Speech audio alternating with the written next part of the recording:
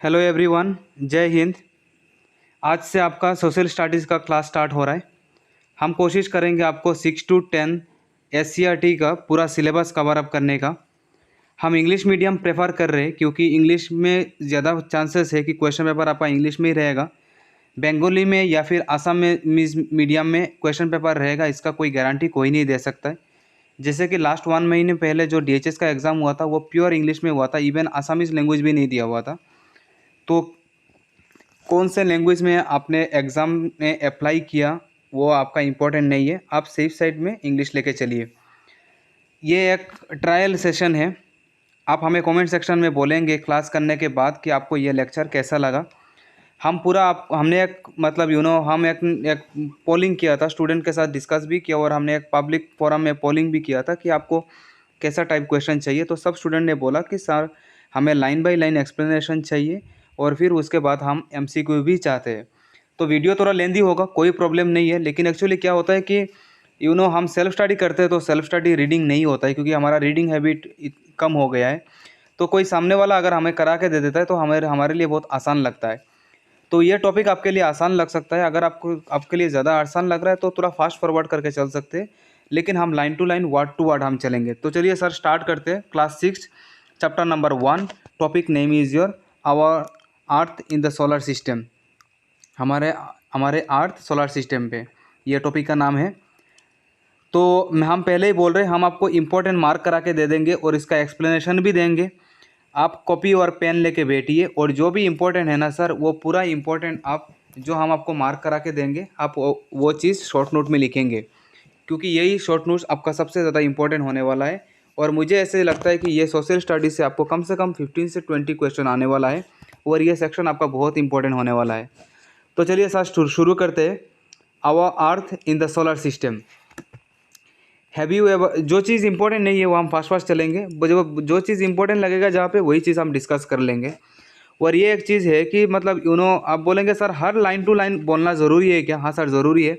अगर हम पूरा कर लेंगे ना तो उससे हमारा एक कॉन्फिडेंस आएगा कि नहीं हमने पूरा लाइन टू लाइन पूरा वर्ड पूरा पढ़ रखा है, तो एक कॉन्फिडेंस आएगा। और ये कॉन्फिडेंस लाने के लिए ही हम पूरा 100% कर रहे हैं। अगर कई सेक्शन अगर आपको इम्पोर्टेंट नहीं लगता है तो आप फास्ट फॉरवर्ड कर सकते हैं, लेकिन हम 100% करेंगे। तो चलिए सर हम स्टार्ट करते हैं। Have you ever notice the sky eight night? The sky on A clear night looks lovely. We see numerous bright dots of light. Some are bright and bigger while some other smaller, less brighter. Most of the stars are very small. You know that any object looks small with the increase of distance from the eyes. Therefore, we see most of the stars smaller as they are far away from us. कोई explain करने वाला कुछ point है नहीं, बस ये चीज़ बोल रहा है कि स्काई में कुछ आपका कुछ ब्राइट शाइन करता है तो कुछ डिम करता है। तो ये चीज़ बोल रहा है कि डिस्टेंस के साथ आपका इसका जो जितना भी डिस्टेंस बढ़ेगा ऑब्जेक्ट इतना छोटा दिखेगा। ऑब्वियसली ये चीज़ हमें पता है। तो चलिए फिर हम आगे बढ़ेंगे। Look at the pictures, look at the picture, look at the picture. Some stars are grouped while some are distributed along the new moon. Though the heavenly bodies that we see in a night sky except the moon are called stars, but all are not stars. ये चीज़ बोल रहा है कि जब हम night पे हम जब देखते हैं, नाइट पे जब हम देखेंगे तो the heavenly bodies that we see in the night sky except the moon are called stars. Some of them, जो कुछ स्टार होगा और कुछ आपका स्टार नहीं होगा, ठीक है। फिर उसके बाद फिर हम आगे बढ़ेंगे। फिर उसके बाद ये चीज़ बोल रहा है,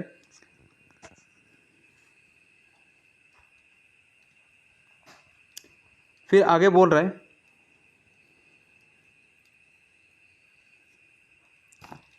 since the ancient times people have been attracted by the night sky filled with twinkling stars. They thought and held many ideas, many stories, folk tales, etc. are written on the sun, the moon, comet, meteors, etc. With the development of science and technology, researches and explorations have been made to collect new information about the universe. धीरे धीरे experiment करते गए, research होता गया, technology, science and technology advancement हुआ और इसी के साथ फिर जो मतलब स्काई को लेके जो स्टडी है वो धीरे धीरे हमारा अपलिफ्ट होता गया, इम्प्रूव होता गया। The vast space containing all the heavenly bodies like stars, planets, satellites, etc. is called the universe।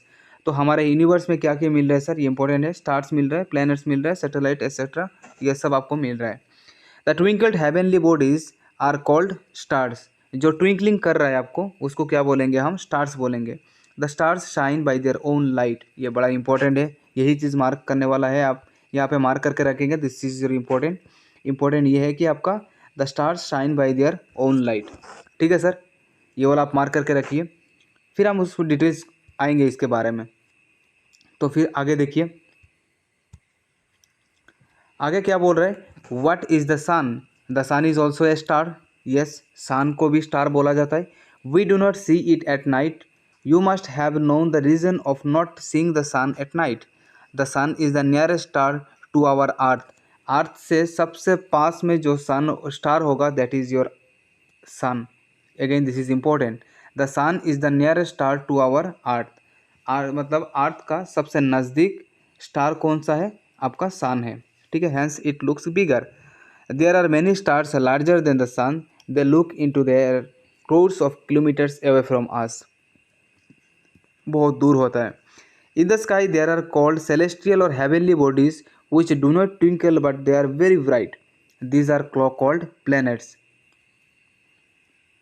Planet क्या है, प्लेनेट वो है कि वो बहुत सारा दूर डिस्टेंस पे है, लेकिन वो काफ़ी बड़ा चीज़ है, लेकिन वो बहुत ब्राइट शाइन तो करता है लेकिन वो खुद से लाइट नहीं दे पाता है, तो इसको बोलेंगे हम प्लेनेट। अभी एक चीज़ क्लियर हो गया, आपको ये चीज़ जानना ज़रूरी है कि इसमें आपका प्लेनेट में और स्टार्स में डिफरेंस क्या है।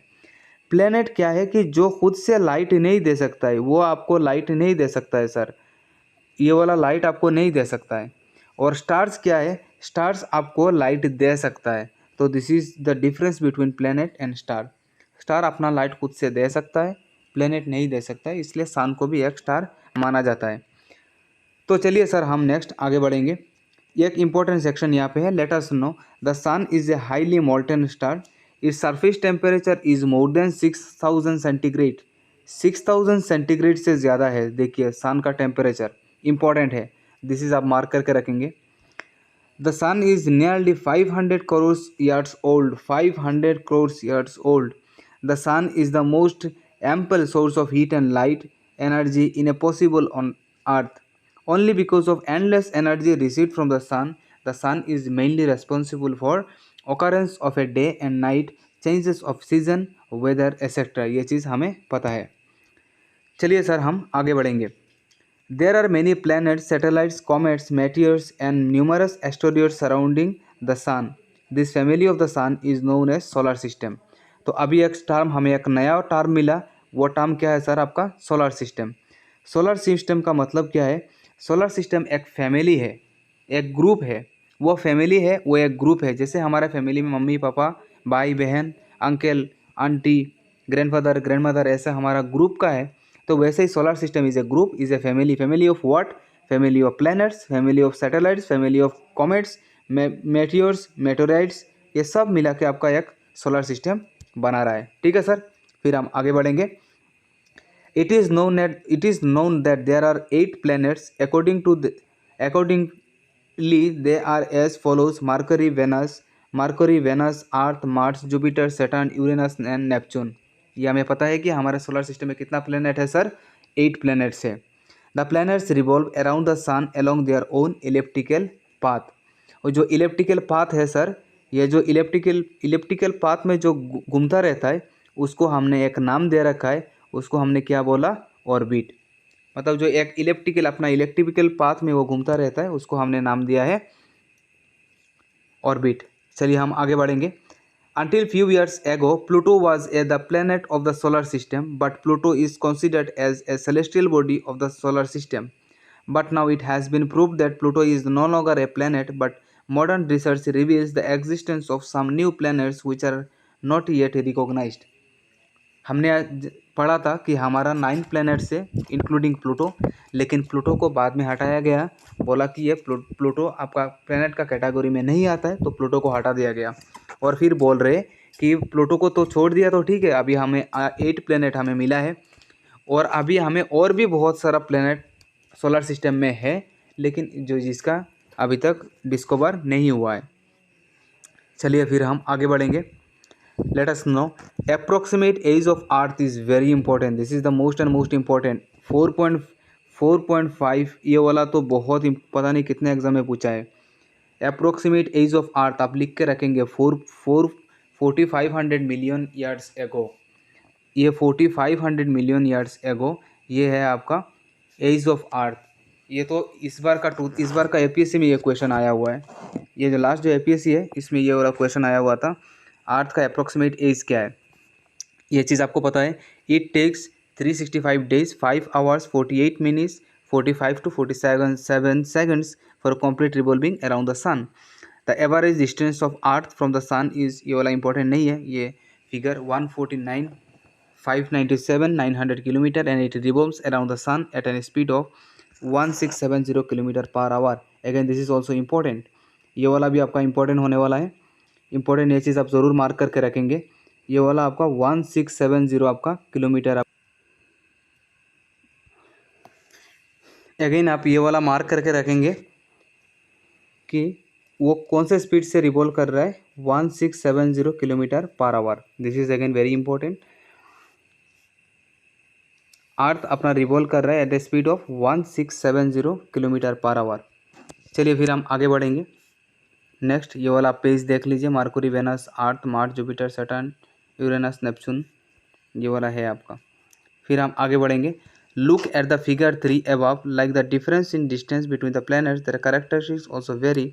Mercury is the planet nearest to the sun, आपको पता है इट इज़ ऑलमोस्ट राउंड, ठीक है। Let us know planets according to distance from the sun, Mercury, Venus, Earth, Mars, Jupiter, Saturn, Uranus, Neptune, ये आपको पता है। टाइम फॉर रिवोल्यूशन ये आप एक बार देख सकते हैं। ये वाला जितना आगे बढ़ता जाएगा ओबियसली डिस्टेंस के साथ उसको टाइम भी ज़्यादा लगेगा। डायमीटर्स, नंबर ऑफ सैटेलाइट, ये वाला सबसे ज़्यादा इंपॉर्टेंट है। हमारा अर्थ का 1 सैटेलाइट है। और सबसे ज़्यादा कॉन्सेप्ट ये वाला again important, this section is again this is important. कौन से प्लेनेट के पास सबसे ज़्यादा नेचुरल सैटेलाइट है? सैटर्न के पास सबसे ज़्यादा है। और सैटर्न के पास कितना है सर? 30। सबसे ज़्यादा सैटेलाइट है आपका 30। फिर उसके बाद है आपका जुपिटर के पास, उसके बाद है आपका यूरेनस। तो इसका मतलब सबसे पहले आएगा सैटर्न, उसके बाद आएगा आपका जुपिटर, उसके बाद आएगा यूरेनस, SJU। चलिए फिर हम आगे बढ़ेंगे। फिर उसके बाद आपको बोल रहा है Venus is the second planet from the sun, ठीक है। It revolving around along the orbital path is just opposite to the other planets. Again this is important, ये exceptional है, ये आप मार्क करके रखेंगे। Again this is important. Venus is the second planet from the sun. Second है it revolves around the orbital path is just opposite to the other planets. It revolves around the sun from east to west. मतलब बोल क्या रहा है कि ये वाला जो वेनस है ना सर, ये वेनस, मरकुरी वेनस दूसरा वाला, ये आपका ईस्ट टू वेस्ट रोटेट करता है सर, ठीक है। ये वाला जो रोटेट करेगा ये करेगा आपका ईस्ट टू वेस्ट, ये आप मार्क करके रखेंगे। ये आपका कर रहा है ईस्ट टू वेस्ट और बाकी प्लेनेट करता है वेस्ट टू ईस्ट, ठीक है सर। ये एक्सेप्शन है और इसके ऊपर क्वेश्चंस आता है। चलिए फिर हम आगे बढ़ेंगे। It is almost the same size and shape as the earth and is called earth's twin. हम बोलते हैं ना ट्विन सिस्टर। तो Venus, Mercury, Venus, earth, Mercury, Venus, earth, earth का सेम साइज में ही वेनस होता है, इसलिए उसको क्या बोलते हैं? अर्थ ट्विन भी बोलते हैं, ठीक है। बहुत अच्छा। फिर हम आगे बढ़ेंगे। Moreover the planet Venus is also known as evening star and morning star. ये भी again this is also important. इसको क्या बोलेंगे सर? इसको आप बोलेंगे evening star and morning star. इसको आप बोलेंगे evening star and morning star आप बोलेंगे। किसको? वेनस का बात हो रहा है। This is again important, evening star and morning star आप मार्क करके दे जाइए। Mars is the fourth planet obviously from the sun. It is known as red planet. आपको पता है रेड कंटेंट ज़्यादा है आपका मार्स में, आयरन कंटेंट ज़्यादा है, इसलिए उसको रेड प्लेनेट बोलते हैं। अभी बात हो रहा है सर मार्स का, वेनस हमने कवर कर लिया, बाद में अर्थ आ रहा है। Mars is the fourth planet from the sun. It is known as red planet. Jupiter is the largest planet of the solar system. सबसे बड़ा कौन है सर? जुपिटर। और जुपिटर का सैटेलाइट कितना है सर? अभी हमने डिस्कस किया। अब 30 सैटेलाइट है इसका।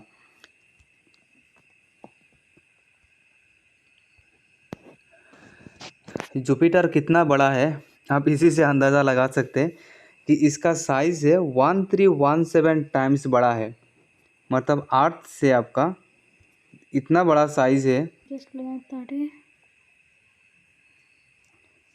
कितना बड़ा जुपिटर है इससे आप अंदाज़ा लगा सकते हैं कि size is almost 1317 times larger than earth. मतलब अर्थ का 1317 टाइम्स बड़ा है। मतलब आप सोच लीजिए कितना बड़ा है जुपिटर, अर्थ का 1317 टाइम्स।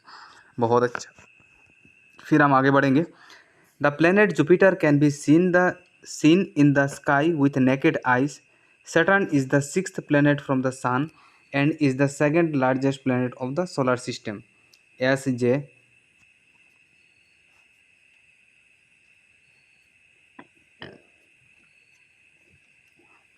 एक मिनट, हम यहाँ पे कुछ मिस्टेक कर रहे हैं।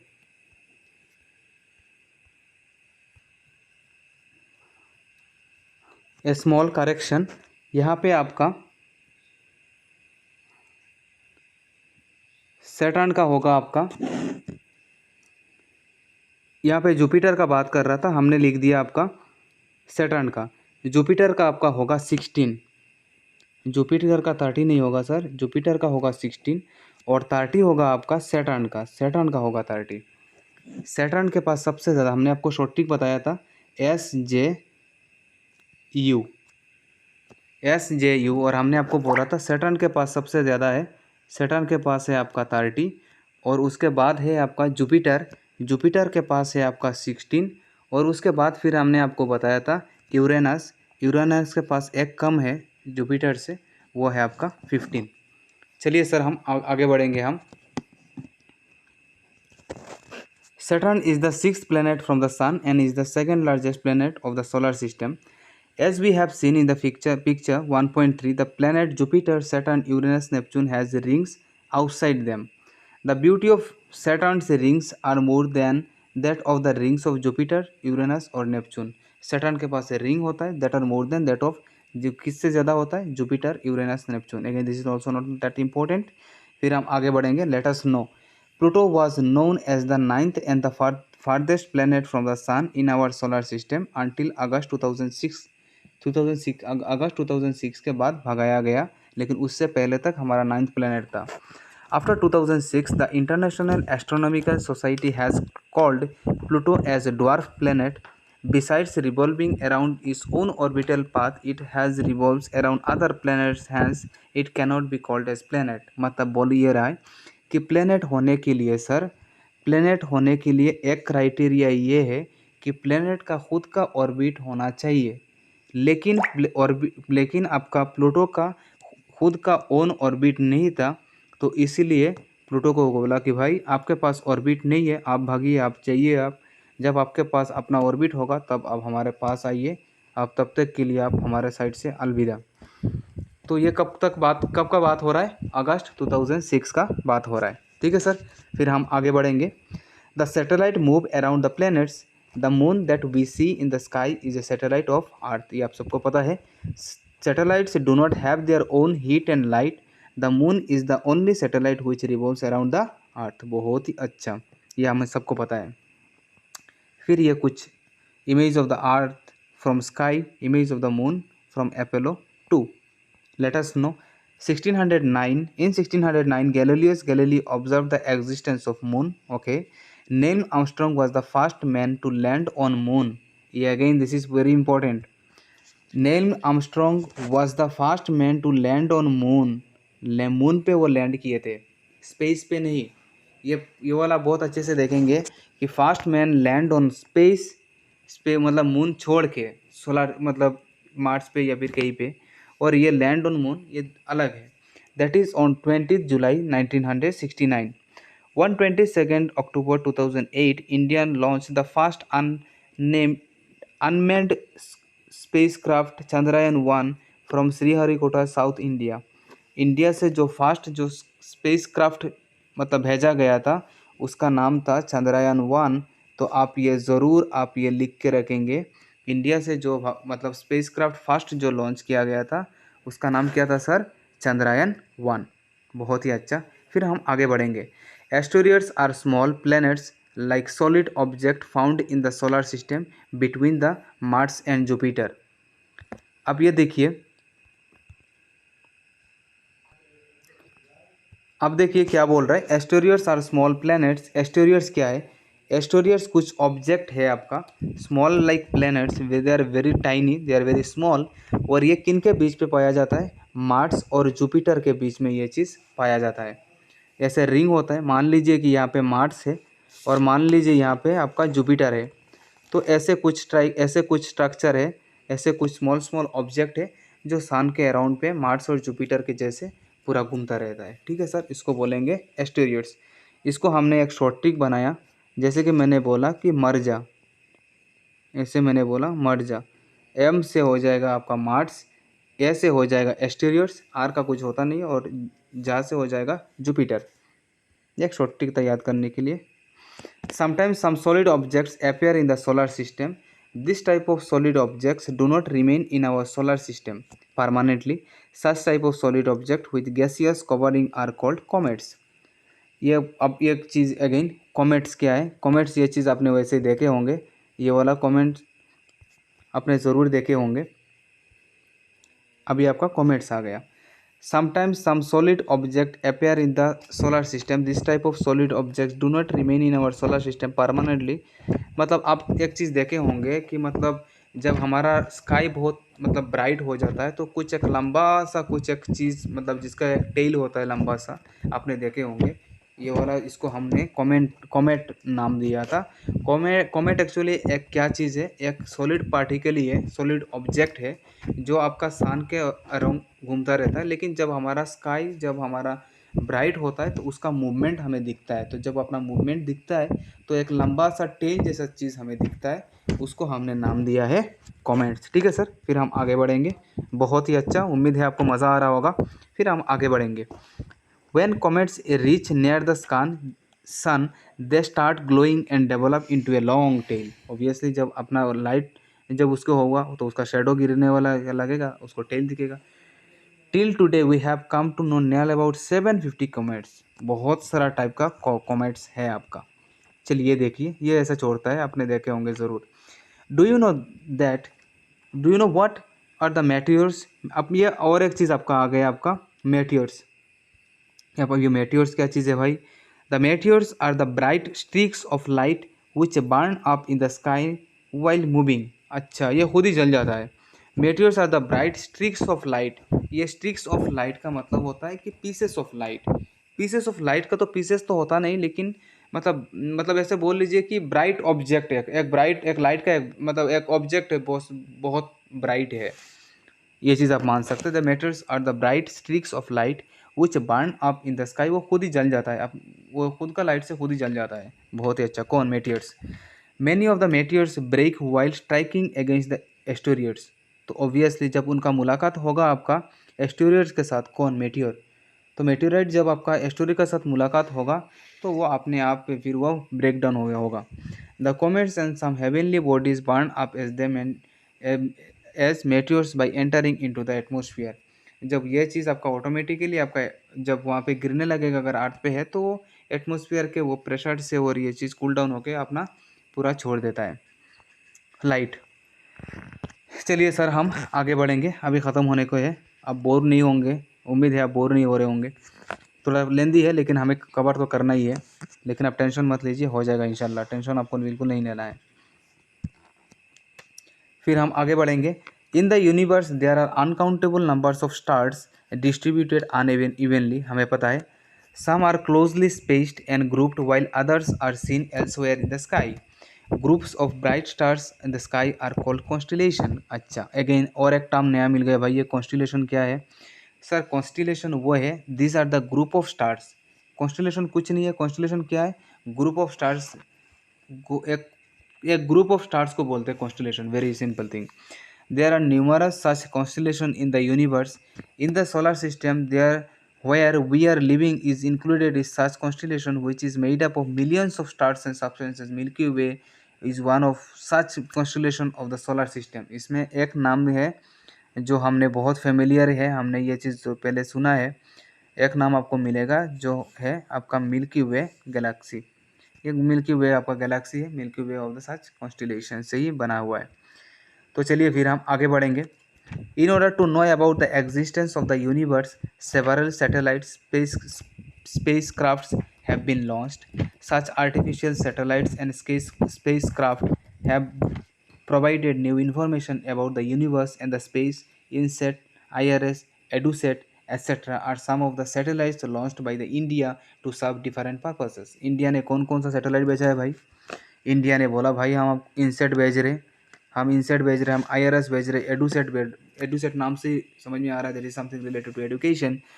तो बोल रहा है कि हमें ये चीज़ जानना ज़रूरी है कि भाई ये स्पेस है क्या चीज़, ये आया कैसे, ये सब सारा डिटेल्स इसके बारे में जानने के लिए हमारे इंडिया ने काफ़ी सारा स्टेप्स लिया है, काफ़ी सारा सैटेलाइट्स भेजा गया उनके बारे में डिटेल्स स्टडी करने के लिए। बहुत ही अच्छा। फिर हम आगे बढ़ेंगे।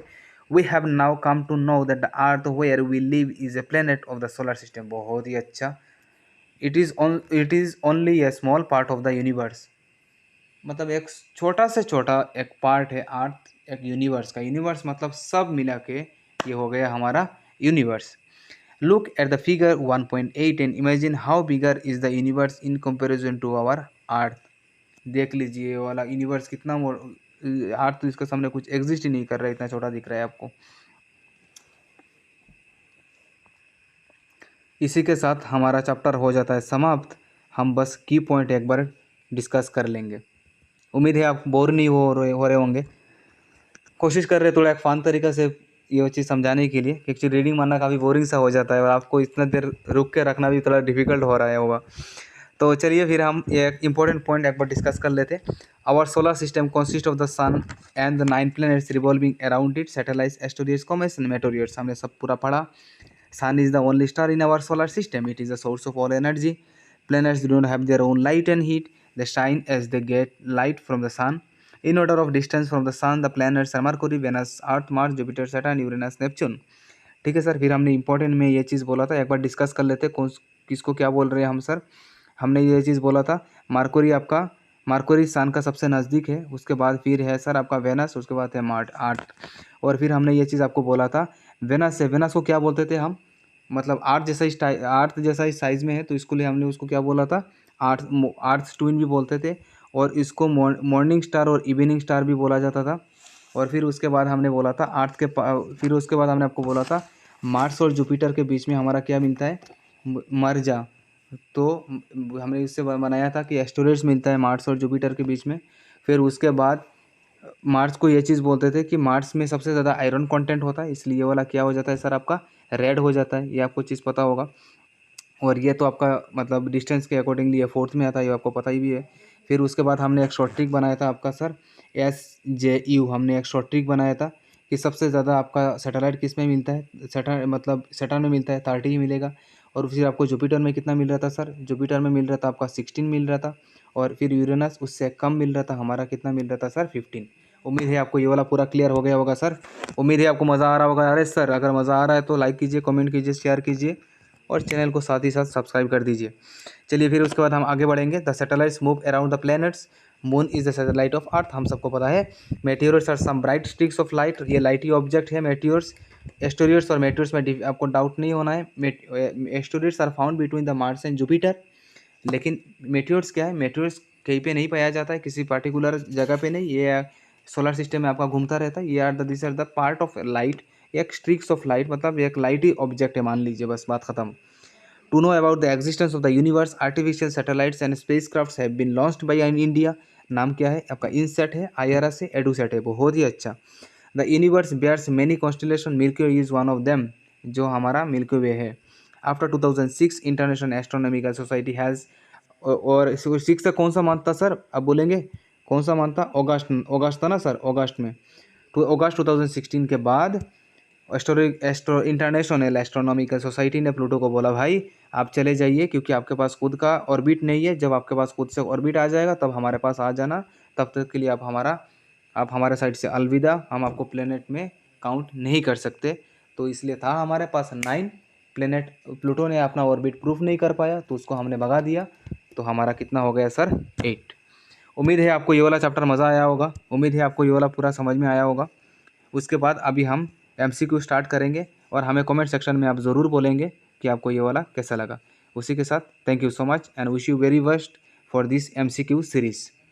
Let's start. अब चलिए हम MCQ क्वेश्चन स्टार्ट कर रहे हैं।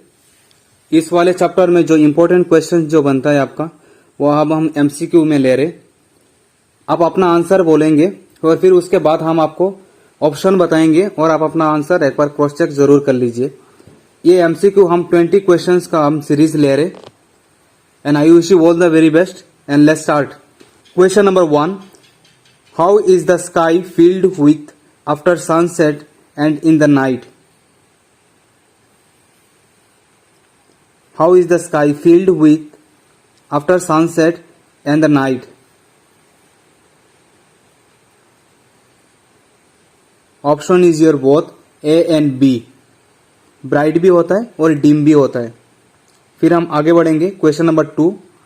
क्वेश्चन नंबर 2 में क्या बोल रहे हैं देखिए, what is the name given to the full moon night?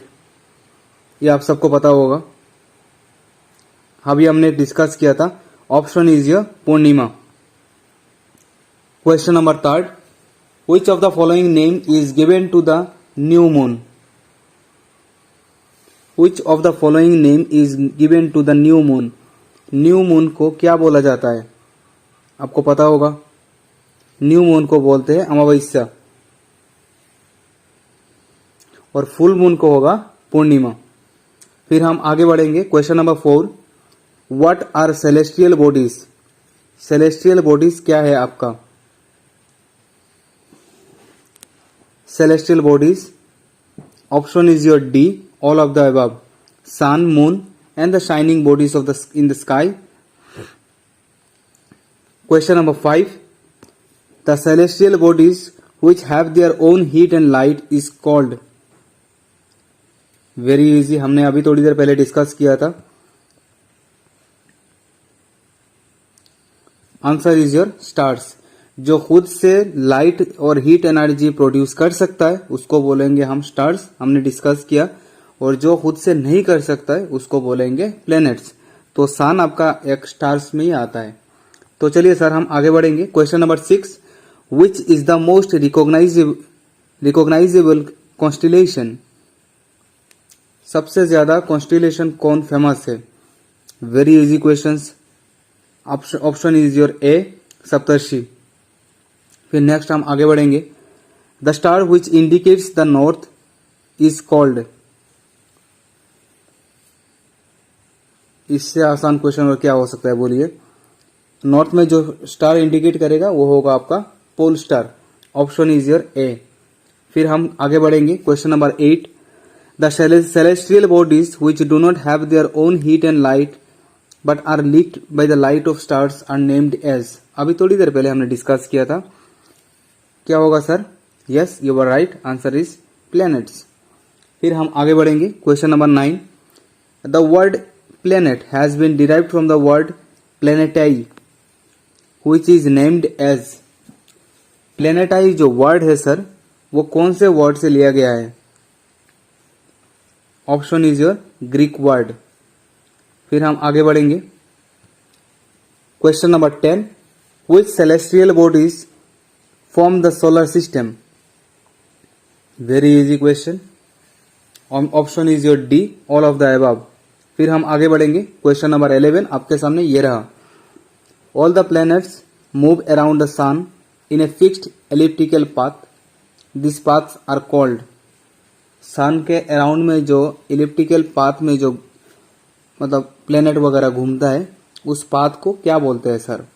Very easy, option is your orbit. फिर हम आगे बढ़ेंगे question number 12, why is the shape of the earth geoid? Shape of the earth spherical नहीं होता है sir, shape of the earth होता है geoid. और ये किस लिए होता है? Option is your A, it is slightly flattened at the poles. दोनों पोल्स में आपका हल्का सा फ्लैटेंड है, इसलिए उस शेप को क्या बोला जाता है? जियोइड। जो हमने सीखा कि एक्स लाइक स्ट्रक्चर जिसको बोलते हैं। फिर हम आगे बढ़ेंगे question number 13, the earth is called a unique planet due to, earth को एक यूनिक प्लेनेट क्यों बोला जाता है?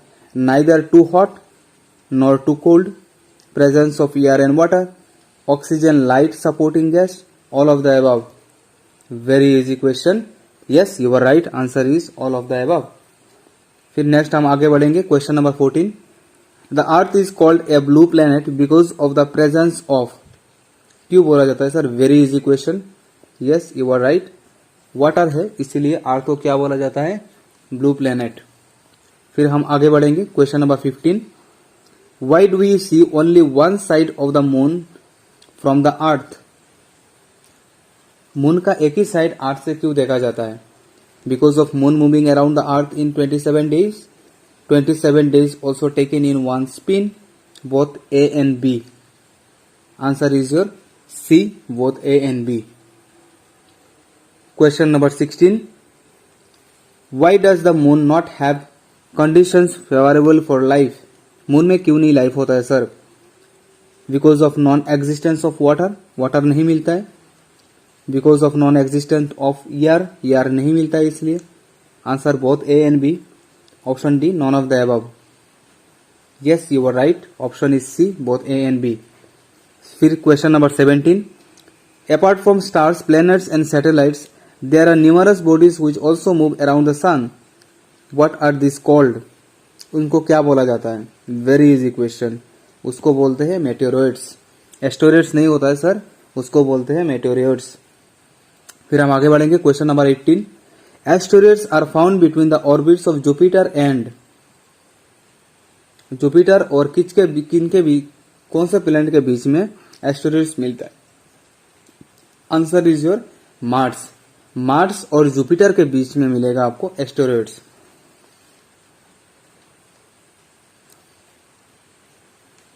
फिर नेक्स्ट हम आगे बढ़ेंगे, अगर आपको शॉर्ट ट्रिक बनाना है तो बना सकते हैं। मर जा, तो एम से हो जाएगा मार्स, ए से हो जाएगा आपका एस्टेरॉइड्स, और मर जा Jupiter, J for Jupiter.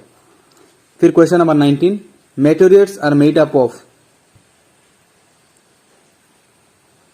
Option number B, pieces of rocks.